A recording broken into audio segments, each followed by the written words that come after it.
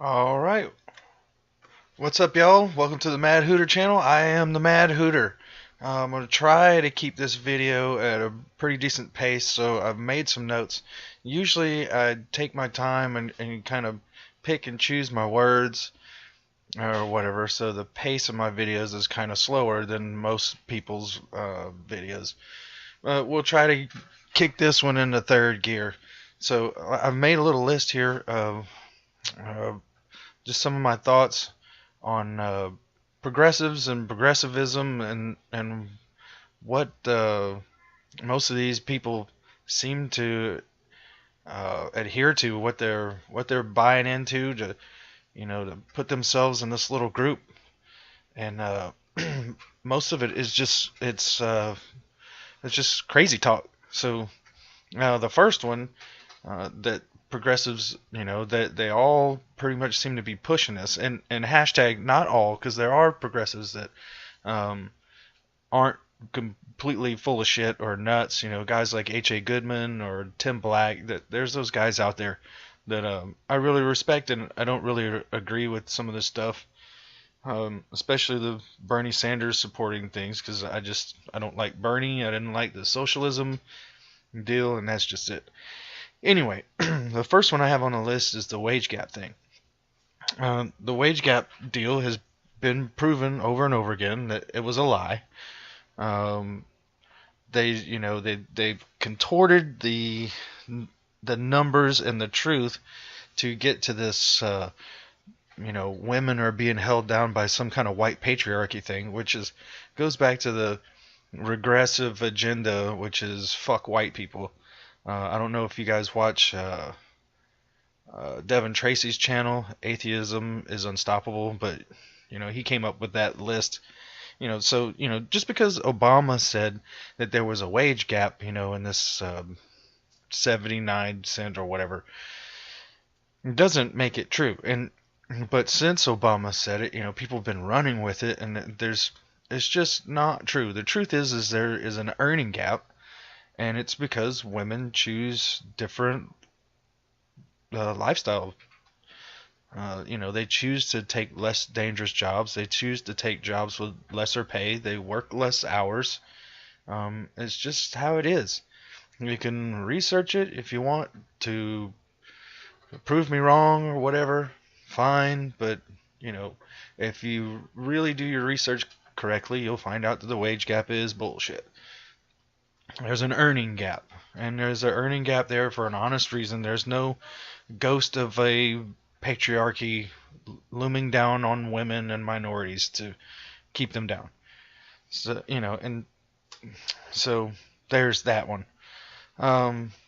Two is the identity politics thing that progressives or regressives are pushing, and it's tactics that are creating separation, um, between everybody and minority groups. They're basically exploiting these groups to push their narratives onto people, and so they're separating everybody else, and especially white people. If you're a white man, white cis male, that's like the whole age Skrillex thing. You're fucking a white male. Which is like, wait, I'm fucking a white male, or am I a fucking white male? I mean, he still didn't get it right. Anyway, the racial issues, I think the how they're creating these wedges with identity politics is just pissing people off, and it's pissing me off, to be quite honest, because they're doing the most racist thing they can by basically insulting black people and saying, you can't really take care of yourselves, so we're going to talk for you, and we're going to push these policies forwards just so we can boost you up some more, because we know that you can't really do things on your own, so we'll get that for you. I mean, if I mean, I know plenty of Hispanic, Black, LGBT people, whatever, and I'm not saying that to virtue signal. I'm just saying that I fucking know these people and I hang out with them, and they're like, "What the fuck are you talking about?" Like, they might be gay or trans or whatever, and they're like, leave me the fuck alone. We're not trying to push our agenda on anybody. We want to go to whatever bathroom, and we want to do it without people saying, well, you should be catered to or whatever, or you should have your own special transgender bathroom so that you can draw attention to yourself. I mean, that's they don't like that shit. So, and they're marginalizing these groups and basically insulting them and treating them like special little children that can't do things for themselves. And they have to be pushed out front. Like taking pictures of dead kids on the beach. I mean, my God. It's terrible. Alright, so the other thing that seems to be a big progressive deal is just to fucking hate cops. I mean, cops are, they're making cops out to be these evil bastards that are just looking to shoot some niggas and some gays. Hang them up, string them up. They're Nazis. Which is not who cops are. As far as I'm concerned, cops are basically superheroes that put themselves at risk in the most dangerous elements of society every freaking night. Guys that hop in a patrol car and go around Chicago, New Orleans, South Central, whatever, man. They're not cruising the suburbs, and just looking for white kids on their skateboards, they're going to places where people are shooting at each other. And they're trying to protect these people. And the other fucked up thing is, all these places, Texas, California, Louisiana, Chicago, Baltimore, these police departments are full of blacks, Hispanics, and women. And a lot of the ranking officers are either black, Hispanic, or female, or a combination. So what the fuck are you talking about? White cops. Are there? Do I know? I know a lot of cops. And people that know me personally know why I know a lot of cops. Most of them are Hispanic cops. Border Patrol agents. People out there busting prostitution rings. They're Hispanic or female and Hispanic. Most of them. Are there a few dickheads out there? Yes. But the cops that I know hate those people. They're like, look at Officer Timpson over there. Man, he's a fucking turd.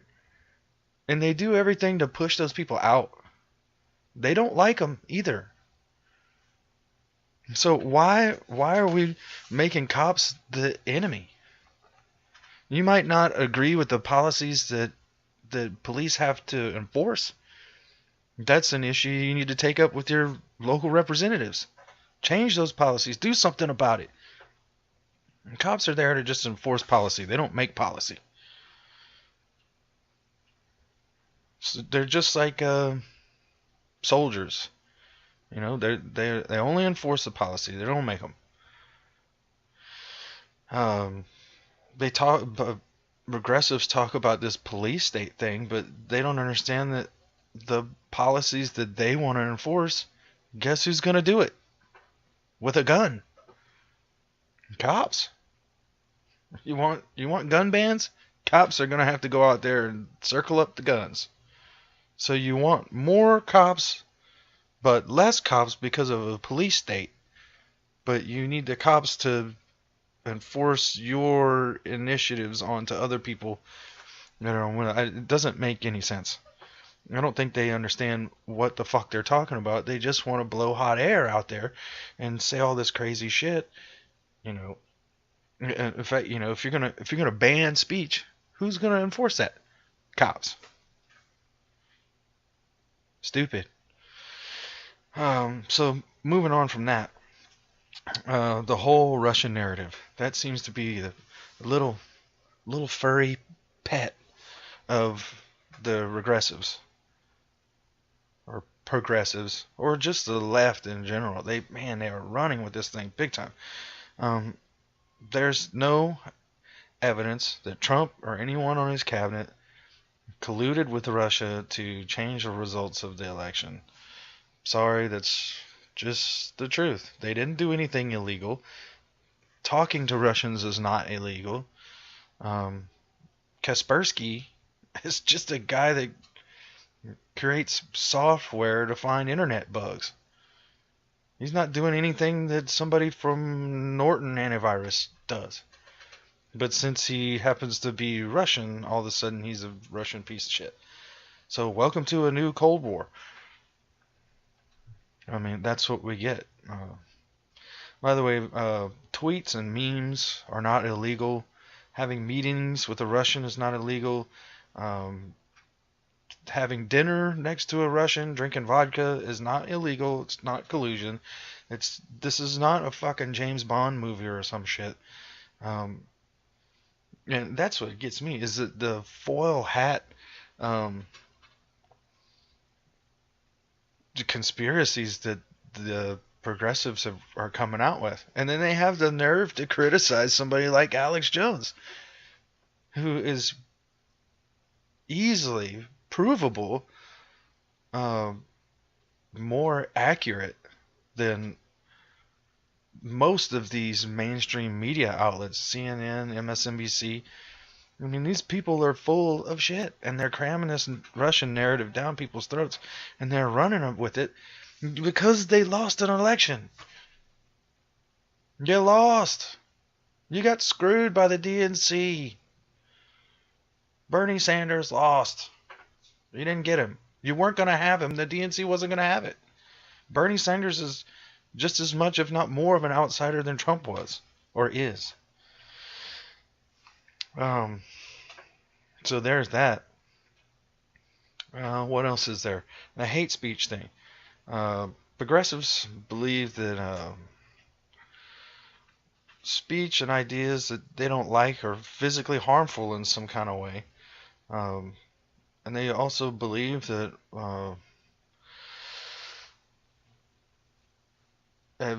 expressing ideas that they don't agree with is going to hurt them. But what I think is that they're almost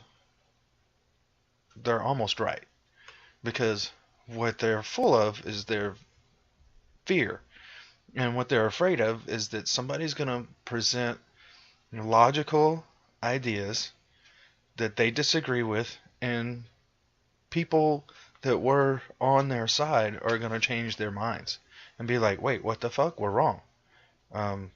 We're going over here. We've seen the light. We've been red pilled or whatever. And so they go after people like Ben Shapiro, who's harmless. He's a 5 foot tall Jewish kid. He's not racist at all.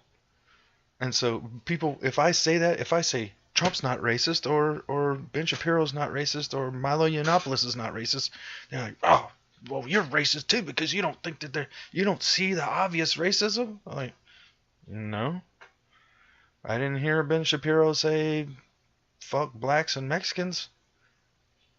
I didn't hear anybody say that. So unless you're saying that, I don't think you're a racist.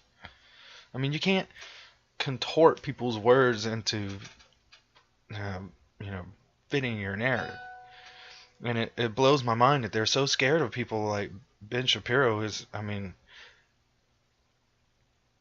Actually, it makes sense that they're scared, because they're scared that they're going to be proven false. And Ben Shapiro is pretty good at that. And I don't always agree with Ben Shapiro, but he's pretty hard to debate against.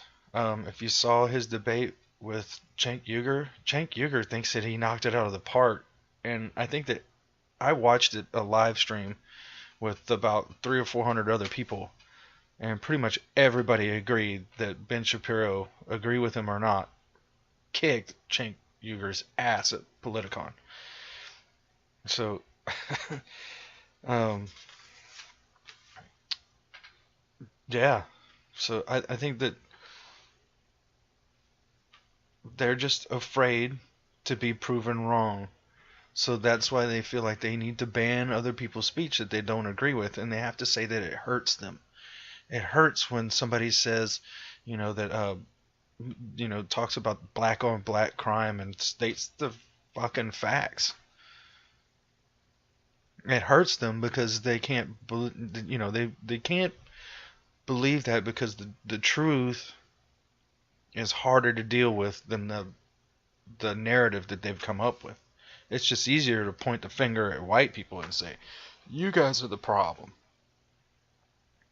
and then not have any solution. Even if, let's say that white people were the whole problem for systemic racism and wage gaps and whatever else, how are you gonna fix it? What are you gonna do? Bulldoze all the white people? Having less white people is not gonna fix it. I mean, what the fuck are you talking about? This is what I'm talking. The wedge issues. Stop. And the other thing that they do is, that white liberal males love to team up and gang up on uh, black conservative women on YouTube. People like Tree of Logic. I don't know if you've checked out her channel, but she's a fairly rare bird. She's uh, black, lesbian, former member of the Muslim Brotherhood. Um, and yeah, she's super conservative. So like people, even black people, get on to her and message her and like, you're just cooning and calling her a house nigger and all of this stuff. They're like the most vile racist shit that they can say. They just throw it on, and they love to gang up. That's what they do. They get into packs. And I've had people do this to me, when I'm talking, especially like during the last election cycle, when I'm like, "What are you talking about?" The pussy grabbing and all of this stuff, and they're doing their morality police thing, or whatever. It's like they love to gang up, and it's like as soon as I start pointing out, like, okay, this was wrong, you're incorrect, you're blowing this out of proportion, you're reaching here, you're building straw men, doing all that, then they have to attack me as a person. I mean, they've called me a racist, which is wow. That's the one I just when they call me a racist, that's fucking awesome. Um, they've accused me of beating my kids. They've accused me of all kinds of shit. I mean, there's so much of it. I mean, most of it I just dismiss. I'm like, you're stupid. I mean, and that's the thing about free speech is that speech should only bother you if you give a fuck what somebody else says. If David Duke were to walk into my house right now and start spilling a bunch of fucking racist shit, I'd be like, dude, fuck you. You're stupid. Go away. Goodbye. Go back to your fucking clan ranch. And it's that simple. If somebody goes to your college campus and says stuff you don't like, don't show up. Or show up and say, hey, I disagree with what you said right there. I think you're wrong. And this is how we get a open market of ideas, and then the bad ideas will die, and the good ideas will survive and become policies. That's how it's supposed to work. You don't just shout somebody down because you don't like what the fuck they're saying.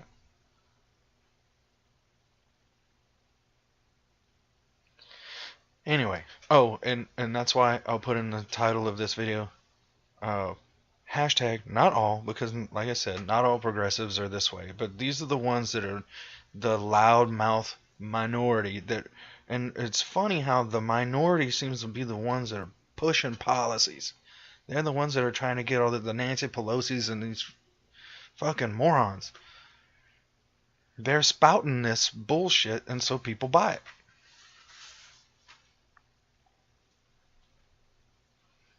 Anyway, so that's my little short list on where I'm at with progressives and regressives right now. If you dig my videos, go ahead, share them around, whatever. I don't do Patreon or any of that stuff. I do this channel just because I enjoy it, and some of this stuff I just feel like I need to air out, and I'll do it in video form, and then I'll have it to catalog or whatever. And maybe one day my kids, when I'm gone or whatever, they can look back on this stuff and see where I was at, and maybe call me crazy or enjoy it, but at least they'll get to see who their dad was. But anyway, till next time, I'm the Mad Hooter. We'll see you later.